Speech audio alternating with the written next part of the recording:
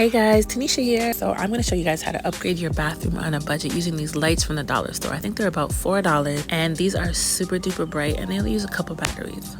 3 per light, and if you put the lights in the same section, you can actually use the remote for all the lights. So I had 4, so 3 batteries per light, and then I used the one remote that takes only 2 batteries. And the remote is amazing. There's an on button, off button, there's a dimmer, and there's also a 30-minute timer.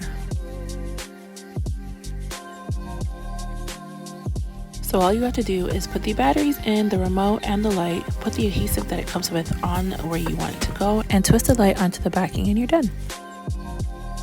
To activate the light, you push it on or you can use the remote. And like I said, it's on, off, dim, bright, and there's a 30-minute timer.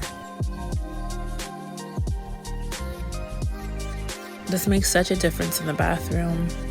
Like, I don't know why these people would build this space without lights. So if you're tired of waiting on your contractor, aka your husband, you can just get these in the meantime and then have him change the batteries over and over until he finally does the work. Hope this helps. Take care.